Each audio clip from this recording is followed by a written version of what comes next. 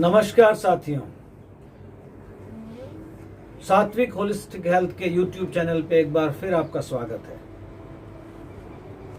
इस समय हम सभी लोग, मैं जानता हूँ, बहुत घबराए हुए हैं, बहुत चिंतित हैं, परेशान हैं, समझ नहीं आ रहा है क्या करें। ऐसे में श्री गुरु महाराज का स्मरण करके मैं कुछ ऐसी बात कहने जा रहा हूं जो छोटे मुंह बड़ी बात जरूर है, मगर आपको और आपके परिवार को जरूर शक्ति इससे मिलेगी। आप सभी जानते हैं भगवत गीता जो अभी मेरे हाथ में है, ये राम सुखदास जी की टीका गीता प्रबोधिनी, यह विश्व की सबसे अधिक अनुवादित की जाने वाली पुस्तकों में से एक है। हालांकि मैं सभी धर्म ग्रंथों का समान रूप से आदर करता हूँ, सभी में महान सत्य हैं, मगर क्योंकि मैंने इसको थोड़ा चेष्टा करी है पढ़ने की, इसलिए इसमें ऐसा क्या है कि हम आज इस महामारी से जूझते हुए, इस महामारी का सामना करने में गीता हमारी कैसे मदद कर सकती है, कुछ विचार आए हैं। मैं कोई गीता का मर्मज्ञ नहीं हूँ, ना मैं इसका एक्सपर्ट हूँ, पर जो भी भगवान की प्रेरणा से मुझे समझ में आया है मैं आपके सामने रखता हूँ। सबसे बड़ी बात साथियों ये आ रही है कि लाइफस्टाइल डिजीजेज जिनमें हैं, चाहे वो डायबिटीज़ हो, चाहे वो हाइपरटेंशन हो, चाहे वो थायराइड की बीमारियाँ हों, या इवन कैंसर हो, हार्ट की डिजीजेज हों, उनमें ये कोरोना ज़्यादा उग्र रूप धारण करता है। और ये भी मैंने बताया था, आपको ध्यान होगा पिछले वीडियोस में, कि जो नींद कम ले पा रहे हैं, बहुत कम नींद सो पा रहे हैं, या बर्नआउट सिंड्रोम के शिकार हैं, या किसी भी वजह से जो है एक्सरसाइज नहीं कर रहे हैं, घर में बैठ के एक्सरसाइज नहीं हो पा रही, उनमें, इन लोगों में कोरोना का इन्फेक्शन होने की और इन्फेक्शन आगे बढ़ने की संभावना ज्यादा है। अलावा इनके जिनमें डायबिटीज है, हाइपरटेंशन है, ये लाइफस्टाइल डिजीज है। तो गीता क्या कहती है लाइफस्टाइल डिजीज के प्रिवेंशन के लिए, जिससे इनडायरेक्टली हम कोरोना से भी बच सकते हैं, या कोरोना जैसी और बीमारियों से आगे आने वाली बच सकते हैं। इसका मैंने थोड़ा सा आपके सामने विचार रख रहा हूं। देखिए, छठे अध्याय का 16वां और 17वां, छठे अध्याय का 16वां और 17वां, ये गीता प्रबोधिनी महान संत श्री राम सुखदास जी महाराज के द्वारा लिखित है। क्या कहते हैं 16वें में? हे अर्जुन, यह योग ना तो अधिक खाने वाले का, ना बिल्कुल खाने वाले का, ना अधिक सोने वाले का, और ना बिल्कुल सोने वाले का ही सिद्ध होता है। अगला और भी ज्यादा डायरेक्ट है। युक्तः विहारस्य युक्त चेष्टस्य कर्मसु युक्त स्वप्न बोधस्य योगो भवति दुःखः। यानी दुखों का नाश करने वाला योग तो यथा योग्य आहार और विहार करने वाले का, कर्मों में यथा योग्य चेष्टा करने वाले का, तथा यथा योग्य सोने और जागने वाले का ही सिद्ध होता है। अब इसमें देखिए, यथा योग्य आहार, प्रूडेंट डाइट, यानी कि इसमें यह आ गया कि यथा योग्य में दोनों बातें आ गई, क्या खाना है, कितना खाना है, कब खाना है, कैसे खाना है, यथा योग्य में सब आ गया।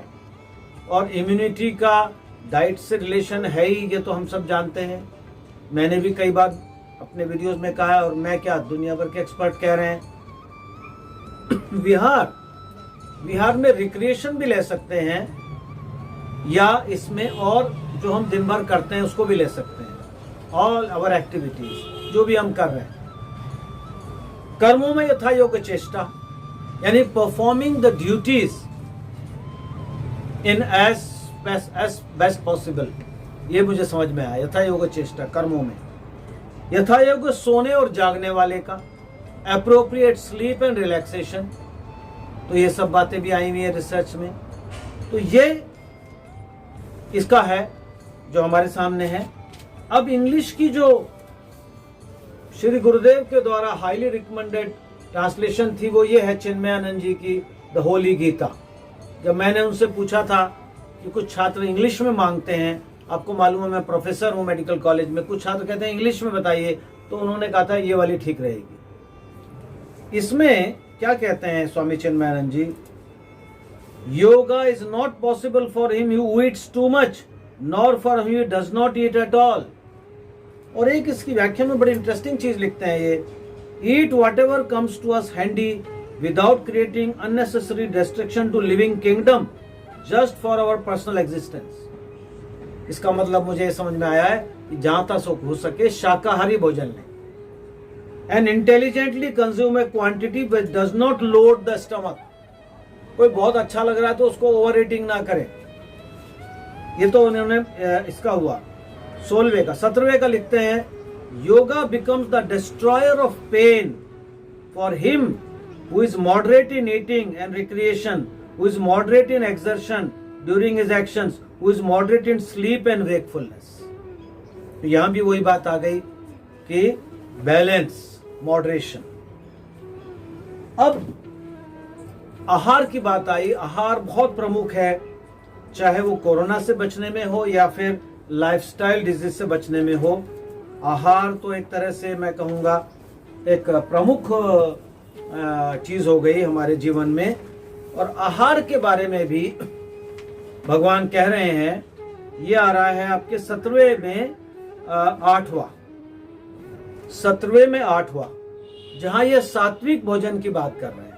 आपको शायद मालूम होगा 3 तरह के आहार बताए गए हैं गीता में और बाकी और धर्म ग्रंथों में, सात्विक, राजसिक, तामसिक। तो सात्विक आहार को सर्वश्रेष्ठ बताया गया है। आज भी कई महापुरुष जो लिख रहे हैं, इस समय के महापुरुष, वो सात्विक भोजन कह रहे हैं। तो सात्विक भोजन है क्या, इसके बारे में क्या कहती है श्रीमद् भगवद गीता? आयु सत्व बला रोग्य सुख प्रीति वर्धना रस्या स्निग्धा स्थिरा हृदया आहारा सात्विक प्रिया। अर्थ क्या किया है? आयु सत्व गुण बल आरोग्य सुख और प्रसन्नता बढ़ाने, स्थिर रहने वाले, बढ़ाने वाले, स्थिर रहने वाले, हृदय को शक्ति देने वाले, रस युक्त तथा चिकने ऐसे आहार अर्थात भोजन करने के पदार्थ सात्विक मनुष्य को प्रिय होते हैं। अर्थात इनडायरेक्टली कहें तो ये सात्विक आहार है, क्योंकि सात्विक को प्रिय है। अब इसका स्वामी जी महाराज, ये भी इनकी अद्भुत टीका है, साधक संजीवनी, ये भी गुरु महाराज बहुत हाईली रिकमेंड करते थे राम सुखदास जी की, डिटेल में अगर पढ़नी हो। इसमें क्या कह रहे हैं? आयु, जिस आहारों से करने से मनुष्य की आयु बढ़ती है। अब अगर साइंस की बात साथ में करता जाऊं तो मॉडर्न साइंस कहती है whole food plant based diet आयु के उसमें पाई गई है। सत्वम, सत्व गुण बढ़ता है। बलम, शरीर मन बुद्धि आदि में सात्विक बल में उत्साह पैदा होता है।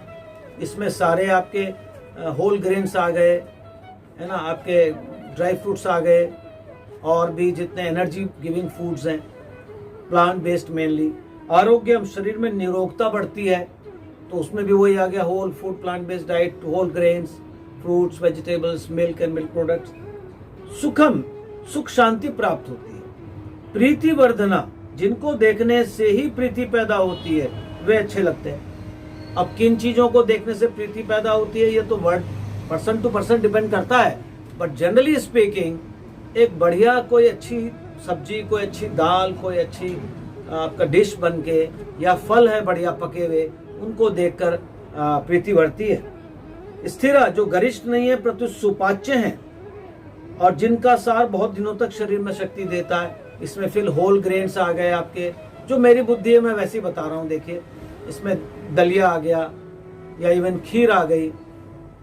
हृदय फेफड़े आदि को शक्ति देने वाले, बुद्धि में सौम्य भाव लाने वाले, इसमें भी मैं समझता हूँ होल ग्रेन्स आ गए, ये नट्स आ गए, वॉलनट, और ये आपके बादाम आ गया, और तरह के जो है बीज आ गए, जो कद्दू के बीज, या जो खरबूजे के, तरबूज के बीज आ गए। रस्या, ये बहुत इंपॉर्टेंट, इसमें कहते हैं स्वामी जी फल, दूध, खांड आदि रसयुक्त पदार्थ। खांड का उन्होंने चीनी नहीं कही।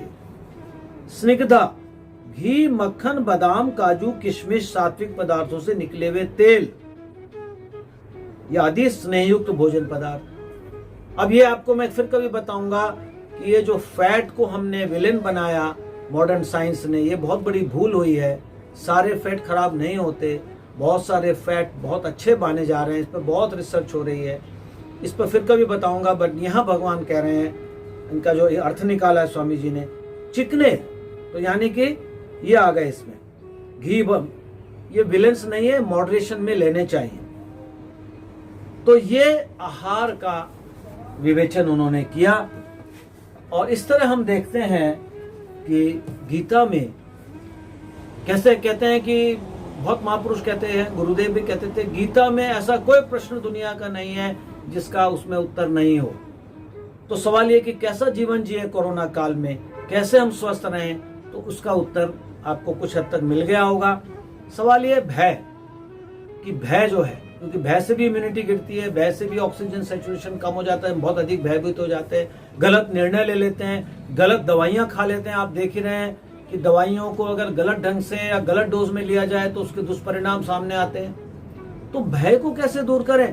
तो मेरा साथियों कहना यह है, गीता का एक भी श्लोक, एक एक श्लोक कहीं से भी आप उठा के पढ़ें, आराम से पढ़ें, उस पर विचार करें और भगवान का स्मरण करें, तो भय आपका खत्म हो जाएगा, इसमें कोई शक की बात नहीं है। तो अंत में यही कहूंगा कि इस महान भगवान की, श्री कृष्ण की, वेदव्यास जी के महाराज से जो हमें मानवता को एक अद्भुत उपहार दिया गया है उस चेतना के द्वारा, उसका सदुपयोग करने का सबसे अधिक समय यही है, कोरोना काल। इससे जुड़िए, और जो अपने अलग अलग धर्म के हैं वो अपने अपने धर्म ग्रंथों से जुड़े। मैं ये नहीं कहता खाली गीता से, जिनको जहां पर श्रद्धा मिले, जहां आप शक्ति मिले, जुड़िए, डर से, भय से बाहर निकलिए, पूरा प्रिकॉशन लीजिए, सारे गाइडलाइंस फॉलो करिए, चाहे वो सोशल डिस्टेंसिंग हो, चाहे मास्किंग हो, चाहे वैक्सीन लगाना हो,